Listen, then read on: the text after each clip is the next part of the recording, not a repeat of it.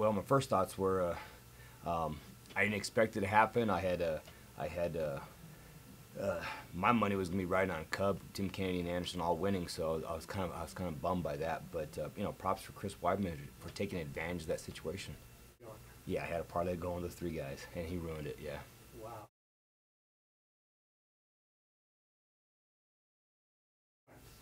What do you think was going on there? Well, you know what? I think that was the end of what was playing out. I think, you know, Chris took Anderson down and did what he needed to do early. Anderson got some extension on him, wouldn't let him finish him, and got up. And I think he was starting to get into Chris's head with his antics, with it kind of seems disrespectful, but at the moment you got to win the fight any way you can, and that plays out for Anderson so many times. I think he sat down between rounds. I was really excited about what his coach said to him. And he went back out there. I think he was still not sure of himself. Again, I don't know what's going on in people's heads. I think Anderson took it too far, and Chris said, "Screw it, I'm just going to go for it." And what I'm seeing on this GIF, it looks like I think that first shot might have buzzed Anderson. I'm just guessing, and Anderson played like, "Oh yeah, I'm buzzed," to try to get in Chris's head, but he got back on his heels too far and caught another shot and put him out. Don't let Anderson get in your head and beat you mentally, and that could have played out big in the fight. And I think it worked out well, you know, for Chris. I think Chris said, "Yeah, screw it." That moment, there was some moment in there where he said, "Screw it," and it all changed. I remember it being something like punch a hole through his blanking chest, you know, and that doesn't mean you have to punch him in the chest, but with Anderson's head moving, that does make sense because you can break his balance so well by hitting down low. But I think it was the intent of just go for it. Just go for it. Find an opening and hit it and explode through it. In my mind, I thought Anderson was going to start picking him apart. It looked like he had the ability to start picking him apart. Again, I think Anderson made some mistakes by doing what he did a little bit, but Chris also, from a mental aspect, stepped up his game and took advantage of those mistakes. And that's what champions are all about. So we've got a new champion, and you know, even though I lost in the parlay, I was excited to see an American win. At the end of the day, you know, it's one of those things as well. I have no idea what's going on in Anderson's head. The comments he made after the fight, I have no idea. I'd like to see a rematch. I definitely like to see a rematch. I think Chris will come with a similar game plan, you know, and Anderson not goofing off as much. I think it's going to be a war.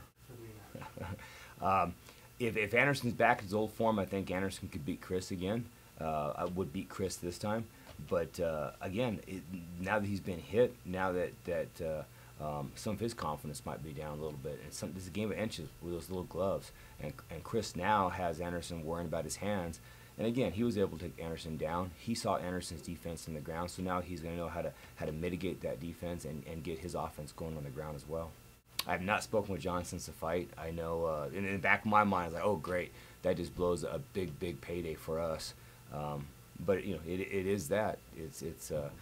John's got other opponents out there, or maybe Anderson, he would do a super fight with John still. I don't know. I don't know what the future. You know, Cub's got such good eyes. He's hitting Silva when he's off balance. You know, while he's slipping a punch, he's throwing punches. He's just got great coordination, dexterity, and just a lot of natural ability to fight. Cub's a fighter, and even though he was winning the second and third round, he just had the ability to finish. He was just thinking, go, go, go. And that's what you gotta love about Cub, is he's a fighter. Yeah, I out-grappled him. How cool was that? You know, Tim's just so strong. He's so strong. He had great head position in the clinch, and I was proud of Tim. Oh yeah, of course. You know, that's something that we're constantly working on. And you know, again, Gracie's long and getting off balance, trying to reach that guy, puts you in a bad spot, especially with Gracie having the sweeps, the little trips that he has. So it's a balance type of situation, and when you're reaching, I think that's what Tim was worried about. So we got a lot of things to work on to make that better, but this doesn't everybody. You know, Tim's just he's a beast. He wore him down. He's a conditioned athlete, a great guy, and heck, man, it's an honor to work with him. Hopefully, get him better. She's done with boxing. She turned down some gigantic payday to do the MMA thing. She's just done with it. You know, just the talk of always getting she's always made more money than anybody else out there, but the gigantic paydays in these fights, it was always a pain in the butt. And she just wants another challenge. So she's done with boxing, no matter what the money is, and ready to jump in MMA. I believe she can make more money in MMA down the road. She's that marketable and that good at what she does. That young lady, she had little cauliflower ears. She came out. She was a wrestler. There's no doubt about it.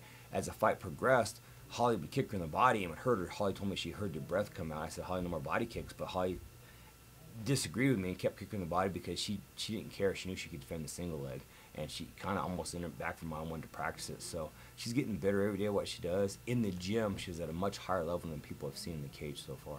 You know, Holly was a kickboxer first, before she, an amateur kickboxer, national champion. Before she even became a boxer, her first boxing match was actually her first professional boxing match.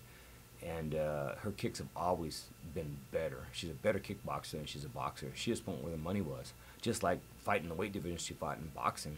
They were higher. The weight divisions were 140 to 154, higher than 135 she's fighting out in MMA because that's where the money was at. Holly was just all about taking a challenge. But again, she's a better kickboxer than she's a boxer. Keith actually owns a yoga studio and a TRX conditioning studio. It's a great mix, a great concept they have.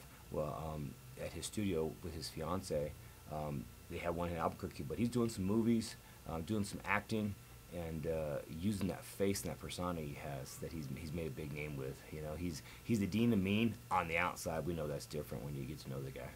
I don't know. I have no idea. I hope if we do see him again, he's trained real hard and gets the right fight, and we see the old Keith back.